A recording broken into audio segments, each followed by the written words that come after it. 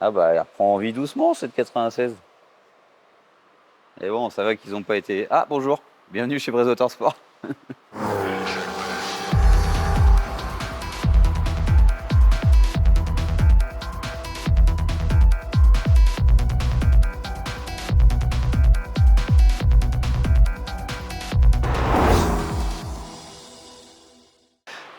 Bah ouais, on retrouve sur cette chaîne cette très très très mignonne petite 996 qu'on aime beaucoup, qu'on a depuis longtemps.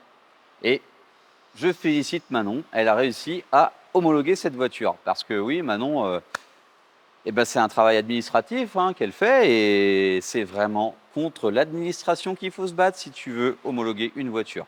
Et c'est marrant parce que je tutoie rarement le spectateur. Mais là, ouais, vraiment, on sort du cadre de la patience. Il a fallu presque 2 ans. Donc, l'Adréal, on a été à Paris, on a été aussi sur l'Orient, les multiples contrôles techniques, le COC chez Porsche, ça c'est facile. Et ensuite, ben, c'est des relances, c'est des relances, c'est des relances, parce que c'est absolument pas dans leur priorité, ce genre de dossier. Donc, on y est. On a gardé nos plaques en souvenir, mais on a une plaque qui n'est pas très belle d'ailleurs et qu'on n'a pas envie de mettre parce que c'est GW, bah ouais, les IMAT du moment. Voilà, parenthèse, et ça dans les commentaires, je sais que ça va tomber. Pourquoi cette voiture est immatriculée? Bon voilà, on l'a achetée au Qatar, là c'est le 3e épisode. Hein. Pascal, je ne sais pas si tu te souviens, mais on avait fait la présentation de la voiture, on avait fait une petite vidéo un petit peu sur le buzz et la cote de ces voitures. 50 000 euros, hein, la petite bête. Hein. On y est, on y est. Même si on s'en fiche, elle n'est pas à vendre. Et, et maintenant, on va enfin pouvoir engager des travaux. Ouais, c'est mobile, mais c'est normal. Parce que bah, la suspension est d'époque. Les amortisseurs, c'est ce que je viens d'énumérer, mais on va aussi faire les cils en bloc. On va lui faire sa petite vidange. C'est pas la première, hein, on avait tout fait à l'achat parce qu'il y avait du sable un petit peu partout. Et ouais, hein, c'est un pays où il y a du sable. Et depuis, bah, on s'est dit qu'on allait aussi un petit peu lui apporter bah, de la rigueur parce qu'on monte des KW. Évidemment qu'on va pas remettre des amortisseurs d'origine. C'est pas la météo hein, qui nous a donné envie de lancer le chantier en tout cas. Parce que là, j'ai réussi à l'amener entre deux averses. Et on va mettre des Powerflex partout.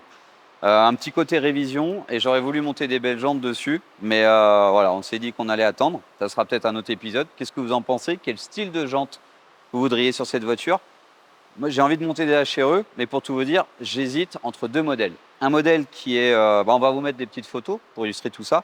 Quelque chose qui ressemble à des jantes de turbo d'époque, de 996, avec un bâton un petit peu en biseau, ou un truc plus classique. Donc franchement, j'hésite. Je suis vraiment entre deux.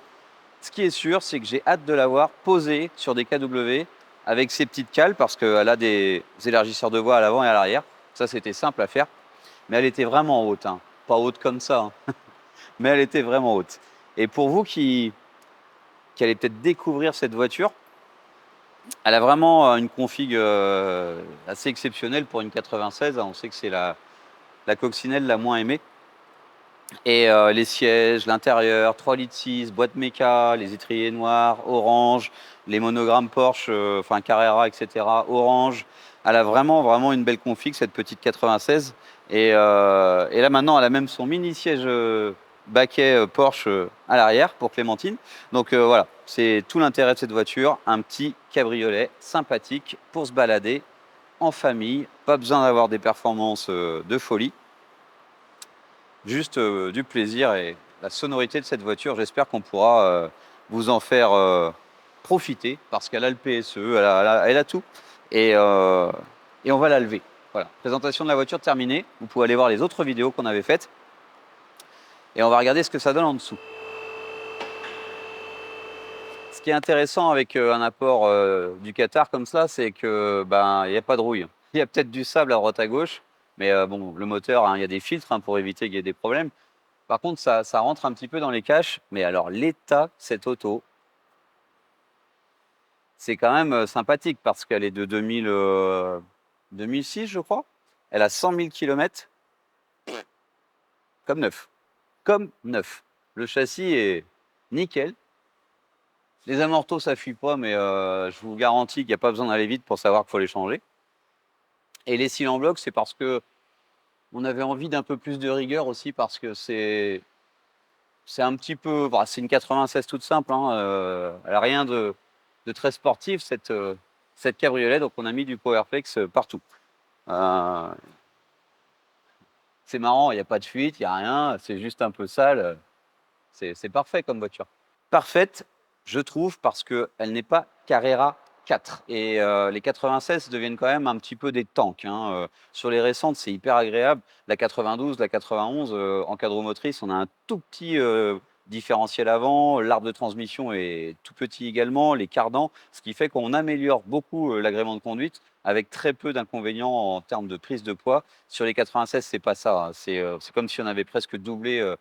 Bah, c'est quasiment les mêmes cardans devant, derrière, etc. Donc c'est quand même une voiture qui devient un peu lourdingue. C'est fou, il n'y a rien, il n'y a pas une goutte d'huile, que dalle. Je vous garantis que quand on va faire la SC, on va voir les choses différemment. Je suis sûr que c'est une passoire, on va tout refaire, sinon ça va tout ressortir de l'autre bout. Ça, ce serait cool d'en mettre un beau collecteur. C'est pas pour aujourd'hui, hein, on s'en garde un petit peu sous le pied, mais c'est surprenant de...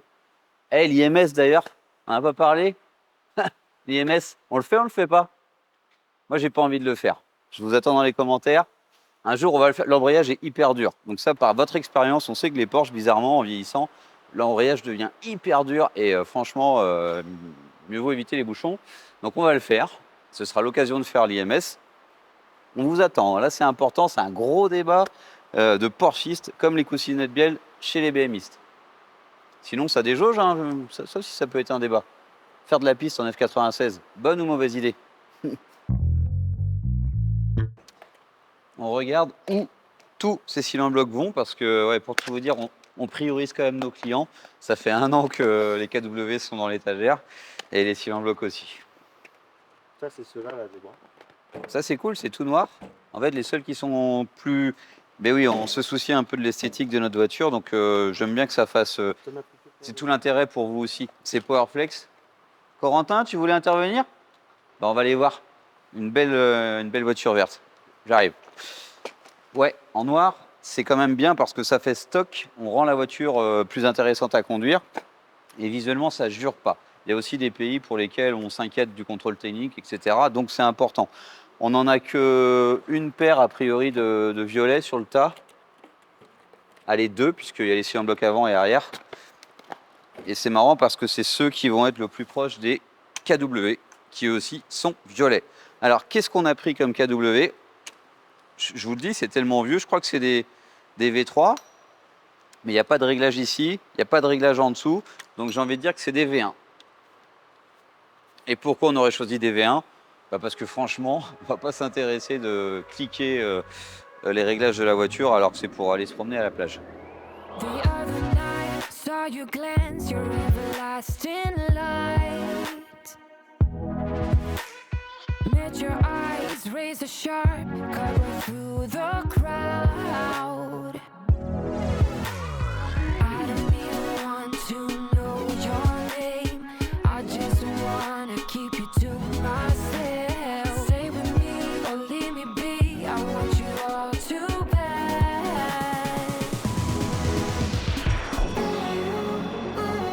We're strangers in the night.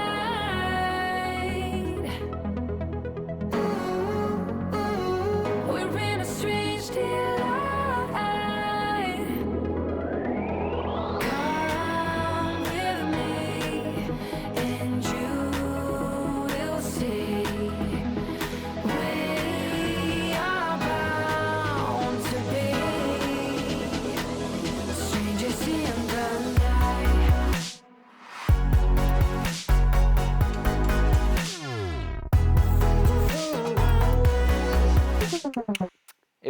Eh ben, que dire à part que je pensais pas qu'on aurait trouvé autant de cylindres blocs abîmés, que j'aurais pas pensé que cette modification pourrait apporter autant de choses à cette voiture. C'est évident qu'avec des cylindres blocs aussi déformés, tassés, il n'y a plus rien qui est dans l'axe. C'est pas possible de faire une géo cohérente. Donc en fait, c'est une très très très bonne modification. Les KW, on avait surtout un des deux amortisseurs avant qui était complètement mort. Donc ma foi, ça ne va pas faire de mal. Les 2 arrières sont encore en place. Mais là, pour cette petite intervention, c'est vraiment ces choses-là qui sont vraiment plus dans l'axe, qui sont complètement craquelées. Bah ouais, c'est foutu, hein. Donc on peut pas, on ne peut pas, chez Porsche, racheter que les petites pièces qui vont devant derrière. Donc il n'y a pas de stock ou pas stock, parce que sinon il faut changer un bras complet. On a découvert qu'il y avait des biellettes de barre stable qui sont fichues. Et une biellette de barre stable, quand on vous dit que c'est à changer sur une voiture, en général c'est une bonne nouvelle, parce que ça fait beaucoup de bruit au moindre petit trou sur la route, la moindre plaque d'égout. Et par contre, à changer, ça vaut 50, 100 euros. Là, c'est 140 euros hors taxe, pièce de la biellette de barre stable. Donc en fait, on en a pour 600 balles de biellette de barre stable. C'est n'importe quoi. Donc imaginez le prix des bras. Donc solution, Powerflex. Powerflex noir en plus, alors que c'est une version road, hein, c'est pas quelque chose qui est destiné au circuit. Donc en fait, on a une super solution. On améliore le comportement de la voiture. Économiquement, c'est cool. Et on reste visuellement discret. Donc c'est 100% validé. 200% validé. 300 quand je l'aurais essayé. Les seuls qui sont violets, c'est ceux-ci. Et alors, j'ai pas les vieux, mais ils étaient tout pétés également. On va essayer de vous les trouver. Ils doivent être près de la presse. Et ce qui est intéressant dans les Powerflex, c'est qu'on a une mobilité assez intéressante, parce qu'en fait, c'est comme sur la différence entre une M3 et une série 2, une 240i, une 235i ou une 135i. Tous les modèles non M, au lieu d'avoir une rotule, ont un cyle en bloc. Le problème du cyle en bloc, comme je vous ai montré tout à l'heure, c'est qu'il ne peut pas avoir un mouvement de rotation important. Là, ici, le Powerflex, il y a une bague au milieu en alu, et on a autour le cyle en bloc. Donc on a un vrai mouvement, comme ça, même une fois serré, qui permet d'avoir un petit côté plus sportif en fait, hein. C'est pas une rotule, mais ce cyle en bloc a quand même plus de mobilité. Donc en fait, quand la voiture va travailler, quand on va faire les réglages, eh ben, on n'est pas obligé de mettre en contrainte le cyle en bloc. Alors, c'est un peu technique, mais c'est important. KW en place, pas de réglage de compression détente, 1V1 basique. Voilà, utilisation basique, mais rigoureuse. Donc le seul réglage qu'on a, c'est celui du filetage et de la hauteur de caisse, ce qui va rendre la voiture bien plus jolie et intéressante à conduire également. À noter qu'on a des cales sur cette voiture. Voilà, tout ça c'est dispo sur la boutique en ligne, juste pour vous dire que ça fait partie du package d'une voiture qui va bien côté châssis. On n'est pas dans les extrêmes du tout. Des KW simples et efficaces, des cils en bloc parce qu'il le faut, des cales parce que c'est stylé et ça élargit l'empattement de la voiture et ça joue énormément sur le comportement. J'ai hâte de faire une géo et de l'essayer, celle-ci. En plus, il fait beau.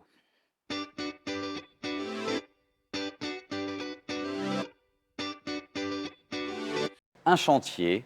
Et parfois, les commentaires dans les vidéos sont rigolos, parce que pourquoi est-ce qu'on ne montre pas ce détail technique? Pourquoi est-ce que des fois, les chantiers sont plus longs ou plus courts? Parce qu'il y a des événements qui arrivent.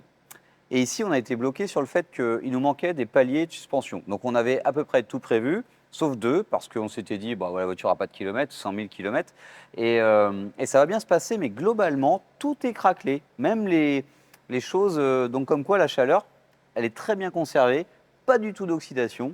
Donc en fait, on va remplacer tout ça et on va avoir une voiture comme neuve, parce que c'est plus simple de changer des cylindres en bloc que de retaper une caisse qui est toute rouillée. Mais globalement, est-ce que parce que c'est notre voiture, ou parce que c'est un import du Qatar et qu'on ne voulait pas y mettre trop d'argent et de temps, sans savoir si on allait réussir à faire l'homologation, eh bien, on n'a pas tout vu. Et il y avait une petite fuite ici, et une vidéo de Porsche, et une chaîne comme Brez Motorsport, où on fait des Porsche et des BM à foison avec plein d'autres trucs comme des américaines et des anglaises, qui ne parlent pas d'IMS, eh ben, c'était impossible. Donc pour la première fois, dans une vidéo chez Brez Motorsport, on va parler d'IMS, et on le fait pour la mauvaise raison qui soit, pas du préventif, pas parce que, enfin, on n'y pensait même pas en fait, parce qu'il y a des années qui sont plus concernées que d'autres, juste parce que ça fuyait. On a dit on fait l'embrayage parce qu'il est dur comme du béton, et en fait on a découvert une fuite en déposant la boîte, ce qu'on ne pouvait pas deviner non plus. Donc pourquoi des fois nos vidéos changent de cap? Comme là on n'avait pas prévu de parler d'IMS, et d'ailleurs pour faire le buzz, on va peut-être même en faire le titre, parce qu'on sait que c'est super important. Alors que pour nous, pas tant. Hein, c'est d'abord de profiter de ces voitures. Et ici, on a un beau roulement à simple rangée, donc en plus on sait qu'il y a des versions simples et des versions doubles, eh bien qui fuit. Donc le roulement a l'air en bon état, on va l'extraire, on va vérifier, mais le problème là-dedans, c'est pas le roulement, c'est l'étanchéité entre le support du roulement et le moteur. Donc en fait, on va remplacer l'IMS, une intervention qui coûte à peu près 2000 euros, pour un joint torique à 3 balles. C'est aussi ça la mécanique. On peut observer un sointement au niveau du joint SPI. Ça, on l'a prévu, on ne fait pas d'embrayage sans changer ce joint à 50 euros. On n'a pas envie d'y revenir, hein. C'est quand même une intervention assez longue. Donc le joint SPI de Villebrequin, on le remplace. Ici, le fameux roulement IMS, qui lui, du coup, fuyait énormément. Donc ce n'est pas ce roulement au fond, hein. Il n'y a pas de joint, enfin de jeu particulier à noter. Le roulement n'a pas l'air de gratter, mais par contre, autour, on voit bien que ça suinte à mort. Donc en fait, l'étanchéité entre la portée qui est ici et le couvercle est mauvaise. Et en soi, ce n'est pas ça qui fait que les moteurs cassent. Donc on va remplacer le roulement IMS pour des raisons de fuite, hein, au niveau du couvercle. Donc c'est un peu ballot. On aurait bien voulu vous faire, vous prouver par A plus B, comme les coussinettes Biel sur les BM, qu'on va changer ça parce qu'il est mort. Ben non. En fait, c'est une cascade de choses qui font que la prépa, c'est comme ça. Quand on voit les choses comme une prépa ou comme un entretien d'une voiture qu'on chouchoute, il n'y a pas de problème. Par contre, c'est vrai que pour quelqu'un qui n'est pas passionné d'auto, qui voit les choses de l'extérieur, on décide de lever la voiture, on décide de faire un embrayage parce qu'il est dur, et en fait, on se retrouve à faire un IMS pour un joint, 5 balles. En fait, tout est un enchaînement de on ne va pas redémonter 2 fois et on va anticiper les choses. Parce que si on remplace que ce joint, eh ben, c'est un peu dommage, alors qu'on est à 2 doigts du roulement, le fameux roulement qui cause problème. Même si ici, il n'a pas l'air en mauvais état, on va le faire. On ne va pas non plus chercher la petite bête. Donc le joint ici à remplacer, en même temps que le nouvel IMS. D'ailleurs, on va vous montrer les pièces qu'on va monter à la place. Et ici, le gras, l'huile qui a été projeté du fait que ce joint soit fichu. On a un tas de Powerflex à continuer de monter, et on en monte en fait beaucoup plus que ce qu'on avait prévu à la base, parce que on a privilégié les principaux. On fait tout le temps comme ça, sauf que là, il y a vraiment un effet Qatar, hein. Ils sont tous vraiment fichus. Les paliers arrière dont je vous parlais, on s'y attendait pas, mais voilà, on le fait pour nous. Donc on n'a pas tout anticipé.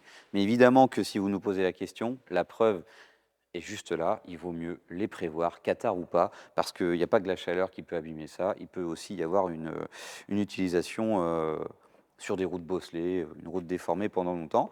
Les rotules, les biellettes de barre stable, les rotules sont complètement fichues, et la voiture n'a que 100 000 km. Et ça, c'est pas que la chaleur et le Qatar. Donc voilà globalement. Et je la regardais vite fait, hein. J'étais en train de regarder cette voiture, et elle est vraiment dans un bel état. Et c'est là où le paradoxe de l'origine de cette voiture, qui est une voiture américaine achetée en Allemagne, qui a en fait fini au Qatar et qui est revenue en France, eh bien malgré tout ça, elle est quand même dans un très très bel état. Ça brille de partout, aucune oxydation, et on l'aime beaucoup cette voiture. Donc on a décidé de lui remplacer ces petits logos de roues. Je vais vous les montrer même si j'ai les mains sales, parce que bon, un petit logo Porsche, c'est quand même stylé d'en avoir un qui brille. Le truc étant aussi qu'on n'a pas les bons logos. Donc en fait, il en manquait un sur la voiture quand on l'a eu. Donc en fait, j'en ai racheté un au châssis. Et c'est celui que je vous ai montré à l'instant. Donc sur une des jantes, je l'ai monté. Je prends un peu de recul. Et en fait, ici, on a le modèle des voitures plus récentes. Donc on a remis le logo original. Bon, il y a juste un cerclage autour, mais en soi, il s'intègre quand même mieux que celui-ci, qui est celui des versions suivantes. Donc voilà, il y a aussi un petit côté, on n'est pas tout à fait matching number. Si, dans le fond, on l'est, hein. C'est le bon moteur, la bonne boîte, la bonne voiture. Mais avec des Powerflex, on n'est pas full stock. Mais d'un autre côté, voilà, il y a des choses comme ça qu'on aime bien remettre dans l'ordre. Parce qu'il n'y a pas d'intérêt dynamique. Enfin voilà, le Powerflex a un vrai intérêt. KW en place à l'arrière également. On attendait nos paliers. Bon, voilà, là pour le coup, hein, je me suis justifié, mais c'est un petit oubli. On a d'autres Powerflex qu'on a décidé de changer. Au début, je m'étais dit, on va pas tout faire, et puis finalement, on va tout faire. On rigole pas. Et donc là, on va réassembler chaque... Oh, c'est vraiment léger. On va assembler chaque cylindre en bloc. Voilà, comme ceci. Donc on a chassé le cylindre en bloc tout craquelé et tout déformé, hein. D'ailleurs, celui de la boîte de vitesse, je crois, Luc, que tu me l'as amené tout à l'heure, Il est par là. Ouais, bah ça va être intéressant. Parce que là, c'est vrai que bon, je vous explique comment monter un Powerflex et on a dit, c'est pas un tuto. Parce que là, c'est quand même moins compliqué que sur d'autres voitures. Bon, voilà. C'est quand même chiant à faire. Normalement, il faut le graisser. Et donc là-dedans, on va mettre un insert en alu et on va être tout rigide et la voiture va être une épée, je sais pas. Ça reste une 996, quelque chose d'agréable à conduire et qui va où on veut. Ce sera déjà pas mal. Powerflex, une solution sympathique pour remplacer des cylindres blocs qui sont parfois très chiants. Celui-ci n'existe pas chez Powerflex. Je pense que, bon, peut-être compliqué à fabriquer, j'en sais trop rien. Donc on a remis un cylindre bloc d'origine et alors, je vois des références dessus et ça me fait rigoler parce que c'est marqué 9,86. Donc en fait sur le Boxer c'est encore le même. Chez Porsche toutes les références sont les mêmes parce que ça va sur un tas de voitures malgré les générations. Donc celui-ci c'était vraiment affaissé. Et en plus de ça, on va y mettre un insert. Donc je vous montre comment ça marche. C'est vrai que c'est assez économique. Donc si on met l'insert assez tôt, en fait on soulage le cylindre bloc. On en a parlé sur les vidéos de BM, sur Powerflex ont vraiment développé un panel d'inserts énorme. Et je pense que n'importe quelle voiture assez récente, on met ça, on supprime les mouvements du cylindre bloc, très peu de confort en moins et beaucoup plus de longévité pour le cylindre bloc et un côté aussi plus sportif. Oh, regardez ça. Ouais, c'est relativement souple. Hein. C'est un short, souple. Donc on n'est pas du tout sur du Black Series. Ça correspond très bien au cabriolet. Ici, c'est tout pété parce que bah voilà, affaissement de par le poids de la boîte de vitesse. Ici, avec ces parties qui viennent boucher ce que Porsche avait laissé, on va dire un petit peu mobile, et ben ça bougera plus du tout. Et ça va peut-être même caler un peu en latéral. Les cylindres blocs Powerflex, ceux-ci sont très simples. Hein. Je n'ai pas le prix en tête. Ce sera dans la description. Par contre, c'est vrai que les kits complets pour tous ces petits bras, hein, sachant que bah, ça vient, voilà, il y en a pour un seul bras, il y a 4 petits morceaux, il y a 2 inserts en inox, mais non pas en alu, et donc il y a pas mal de bras hein, quand même pour une voiture assez ancienne. C'était déjà pas trop mal fichu, donc là on peut être sur des kits à 150 balles la boîte quand même. Donc pour une Porsche, franchement, ça va aller. On va voir les totaux à la fin, parce que là, je commence à me dire que ça va, mais heureusement qu'on l'aime, notre 996. Et vous aussi, vous aimez vos coccinelles, donc on va s'entendre. Est-ce que j'ai le droit de critiquer les Qataris, les Qatariens? Alors, ce qui est sûr, c'est qu'il y a plein de choses qui sont à l'envers sur cette voiture. Et bon, quand même, au tout début, quand on a sorti des morceaux de djellaba du siège, il y a une manière de réparer les. Enfin, c'était pas un sellier qui a fait ça, quoi. Hein. Oh bah tiens, on va bourrer un petit peu le siège avec ça. Et là, voilà, on voit juste que le passage de roue n'est pas à sa place, donc on va le remettre bien. Il manque un carter inférieur devant, et tout ça, en fait, on ne l'avait pas forcément vu. Comme je l'ai dit, n'ayant pas d'homologation pour cette voiture, pas de papier, on n'y avait mis pas trop de frais. L'homologation, c'est un truc de fou.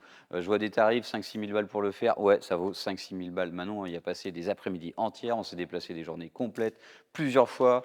La paperasse a relancé tout le temps. Franchement, si vous n'avez pas un pote quelque part dans l'administration, vous oubliez tout de suite, ou sinon vous payez quelqu'un pour le faire. Voilà, il y a 2 solutions. Concernant les pièces, bah ouais, hein, l'IMS, bon, finalement, on déposait l'embrayage, c'était à faire. La cote a énormément augmenté. On était sur une base de 25, 30 000, peut-être 35 pour celle-ci, parce qu'elle est quand même originale. Bah aujourd'hui, on sait que on la met à 50, on va peut-être pas la vendre 50, mais pas 40 non plus, quoi. Donc il y a moyen d'y mettre un peu de pièces. De toute façon, elle n'est pas avant. Et de toute façon, elle n'est pas à vendre. Parce que non, mais carrément, Luc, il rigole. Mais en fait, on a tellement vendu de voitures bêtement qu'après, on ne peut plus les racheter. Donc, on ne va pas vendre celle-ci pour ne pas pouvoir se racheter un petit cabriolet sympa. Aujourd'hui, un petit cabriolet sympa chez Porsche, même un Boxster, ça commence à être cher. Les tout premiers sont à 20 000 alors qu'ils en valaient 13. Les 996 à un cab, c'est rendu à, ouais, allez, on va dire 45 pour couper la poire en deux alors que ça en valait 35. Après une 97, c'est devenu hors de prix. Quand j'ai vu la GT3 RS, non, la 997 GT3 d'un client passer les 115 000 euros alors que c'était pas une Club Sport, rien du tout. Enfin, ouais, ça commence à piquer, hein. Vidéo ici qui avait beaucoup plu, qui avait bien marché et qui m'avait fait comprendre que bah, des fois les PDK c'est bien sur le nerf. Là, il y a un vrai débat.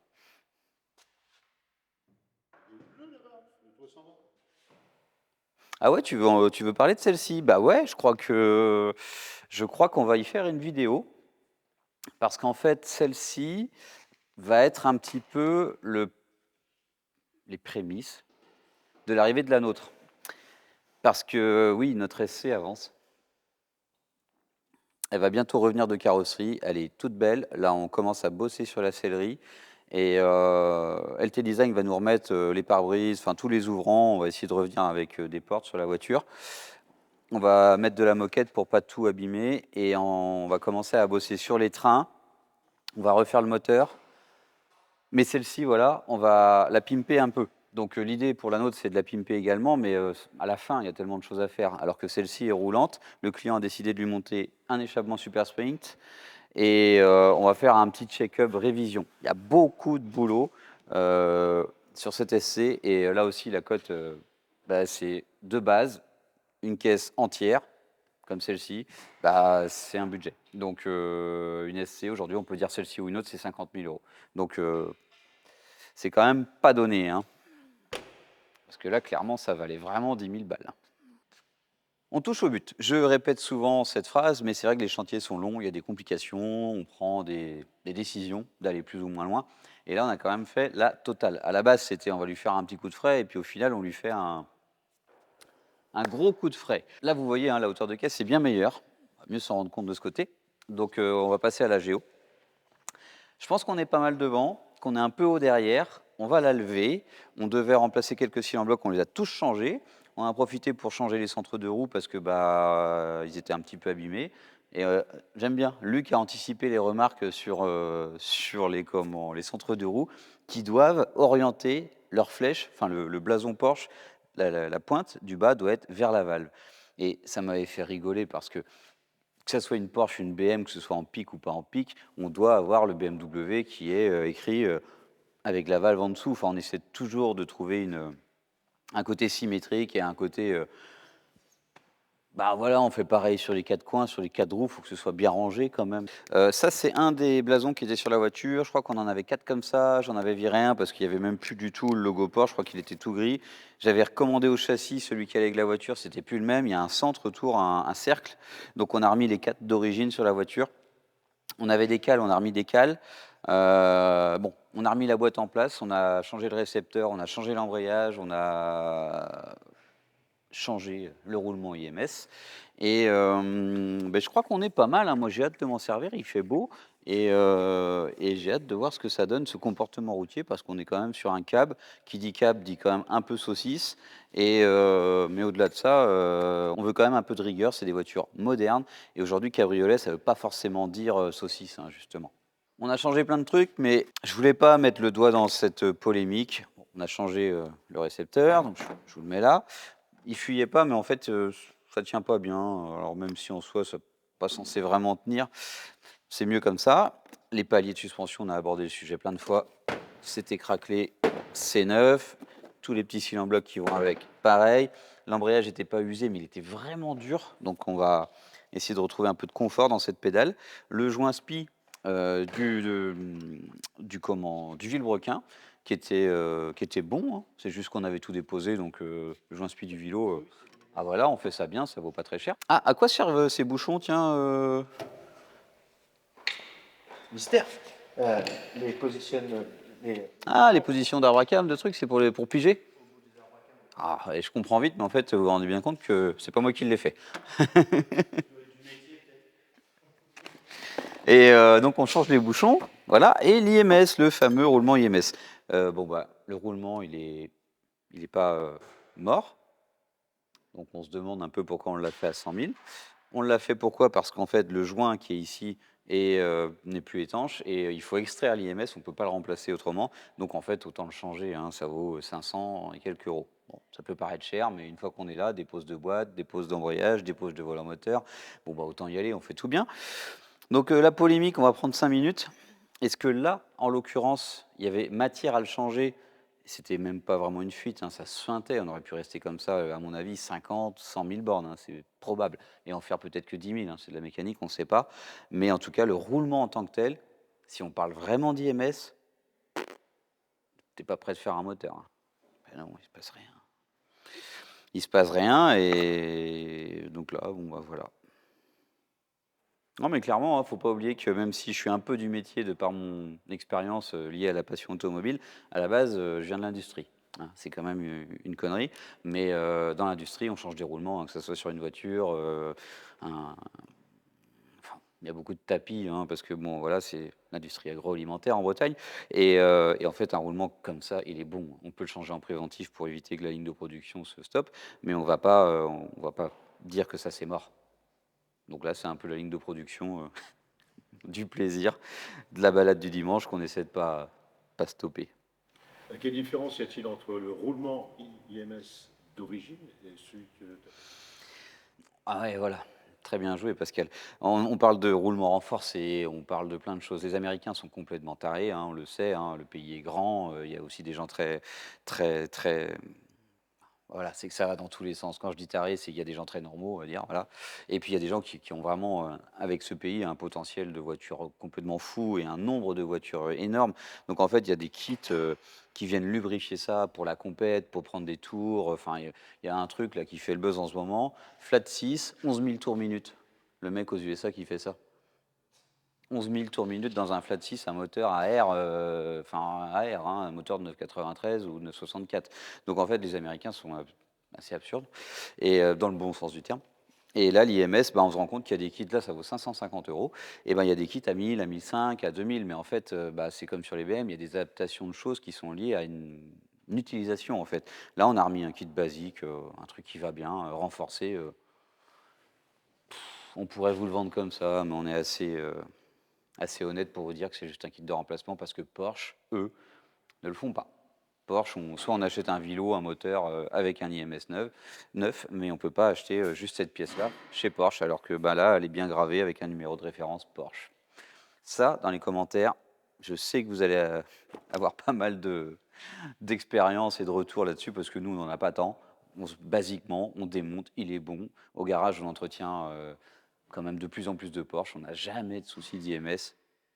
Donc ben, pour l'instant, on apprend en même temps, on anticipe. Et là, bah, c'était l'occasion. la psychose de l'IMS. Bah non, mais clairement, hein. Est-ce qu'il n'y a pas eu des... Mais non, mais je pense qu'il y a sûrement eu plus de casses liés à des démontages et des remplacements par des kits un peu foireux, ou ça m'étonnerait même pas. Ouais, mais moi je vais aller plus loin dans le débat. Mhm. Est-ce que sur le Boxster, l'IMS n'est pas plus fragile que sur une 85? Alors attention, hein, Pascal, un Boxster, c'est juste un moyen pour Porsche de faire de l'argent. Parce qu'en fait, ils utilisent la génération d'avant enfin, en gros, une 993, le Boxster d'après, une 996, pardon, c'est le Boxster d'après. Donc quand vous avez un Boxster tout récent, tout flambant, vous pensez avoir le nouveau modèle, bah, en fait, vous avez l'ancien, parce que c'est le vieux moteur. Donc en fait, les problèmes d'IMS ont perduré plus longtemps sur les Boxsters. Alors, peut-être que je dis une bêtise, hein, mais utilisant les vieux moteurs, bah forcément, ils avaient les vieux problèmes. Alors ça s'arrête à peu près à 2006. Nous, c'est simple rangée celui-ci, hein. C'est après avec double rangée, bah, on peut se dire que c'est 2 fois plus costaud. Alors bon, bah, pour le coup, nous ça pète jamais, hein. On doit avoir trop de bol, les Porsche qu'on voit passer, il y a jamais de souci. Autant les cylindres rayés, on a eu quand même le cas sur une 997, on a quand même beaucoup de 997 et 996. 996, même pas. Par contre, des 997 avec le moteur refait, il n'y en a pas une qui passe 100 000. Les 90 000, 80 000, le moteur il lâche, il est un peu utilisé en mode piste, etc. ou intensivement. Et si le mec il y va mollo, 130, 140 000, le moteur, quoi qu'il en soit, vous le feriez. C'est comme un THP sur une Mini. Il sourit, Luc, mais il n'y a pas un THP qui fait 100 000 sans problème, hein. Donc en fait, bah, je sais pas s'il y avait un vrai problème ou pas. Cylindre rayé, c'en est un vrai. IMS, celle-là, la 100 000, l'IMS est bon. Toutes celles qu'on voit, il est bon. Le problème du cylindre rayé, ça n'irait pas l'IMS? Ah, n'empêche que non, mais oui, quand on fait des reprogs éthanol sur des Porsche et que les gens disent que voilà, il y a déjà des problèmes d'IMS, il y a déjà des problèmes de cylindrier, c'est quoi le rapport entre l'éthanol et les cylindres et l'IMS? Oh, bref, on est pas bon avec nos. Pas des BM et des Vanos, ils ont tous des problèmes De Vanos qu'on n'a jamais vu. Enfin, quand elles ont 500 000 km, il y a des problèmes. Ouais. La hauteur de caisse, on arrête avec l'IMS hein, dans vos commentaires. Trop de pitch. Trop de pitch. Moins 2 derrière. Oui, là tu peux. Si je fais moins 2, on est à 0. Bah, c'est bien. Ça fait pas trop bas? Risque de. Tu sais, quand tu vas baisser l'arrière, ça va remonter. Ouais. Mais après, ça dépend de ton carreau aussi. On a quoi comme réglage? On a un trou houblon? Ah bah ouais, bah. Non, bah, de toute façon, je pense qu'on va le faire en 2-3 fois. Hein, c'est pour ça qu'on a la semaine devant nous. Bah ouais, une voiture, ça se règle. Alors, c'est la nôtre, donc je dis on a la semaine parce qu'on va la faire en parallèle des vôtres. Mais oui, une voiture, ça se règle pas en claquant des doigts, sauf quand on les connaît par cœur. Comme si vous nous amenez une 36, des modifications sur des 996, autant on en entretient un peu, on fait 2-3 bricoles, faire autant de choses sur une 996, parce que j'ai dit plein de fois 993 avant, c'est parce que ce week-end on a roulé en 993, ça devait être ça, c'était charmant d'ailleurs. Et bien, et on va la retaper, cette 993. Et bien les valeurs de géo, etc., on ne sait pas vous les faire en claquant des doigts, on a des idées, parce que justement on a fait pas mal de géo sur des Boxster et des Caïmans pour la piste, et c'est les mêmes châssis que la 996. Donc on a des idées, mais est-ce qu'on va lui mettre beaucoup de carreaux, pas beaucoup de carreaux? Je pense qu'elle a beaucoup de carreaux là. Hein. En tout cas, elle est à fond du réglage. Elle est à fond de carreau. Ça doit pas être bien long quand même. Non. Donc je pense qu'on va elle fera pas de piste, donc on va pas lui en mettre trop. On va la mettre bien basse, et je voulais lui mettre des HRE, mais bon, le Père Noël a pas été, j'ai pas dû être sage. Et j'ai bien fait. Parce qu'avec tout ce qu'on lui a mis là, embrayage, IMS, cylindre bloc de partout, les HRE, on a bouffé la moitié.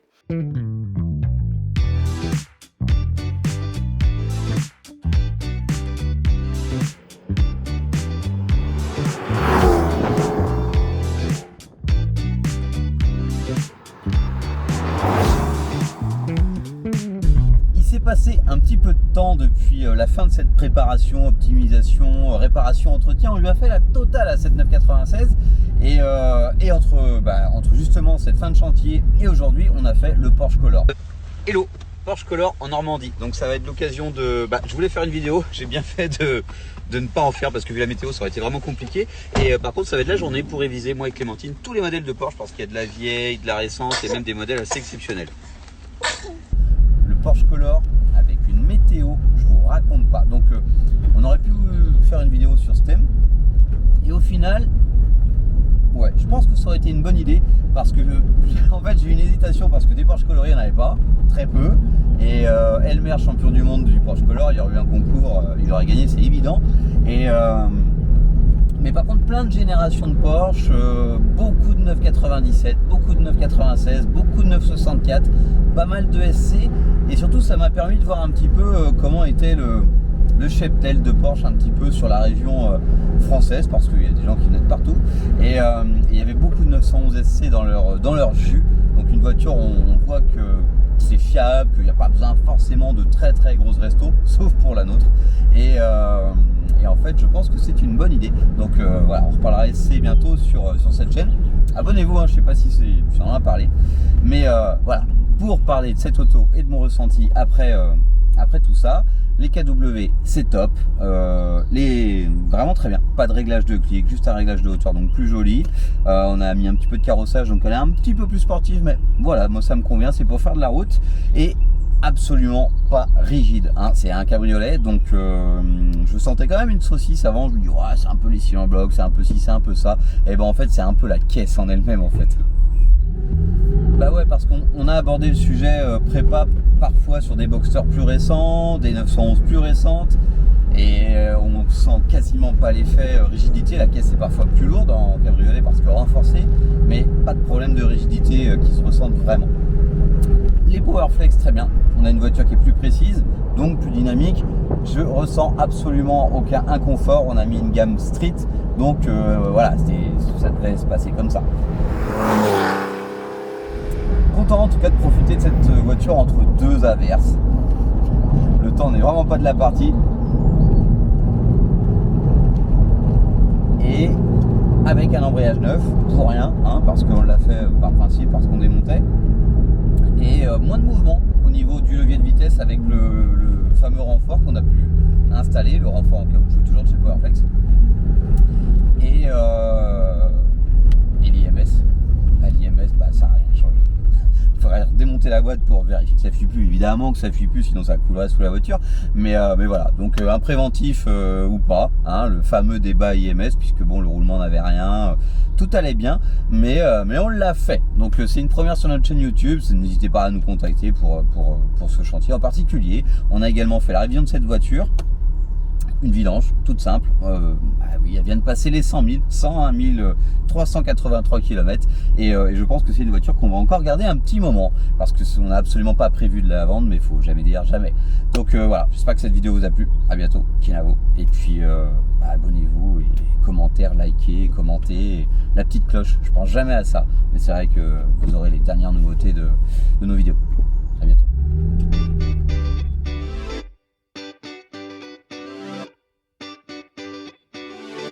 Get up on it.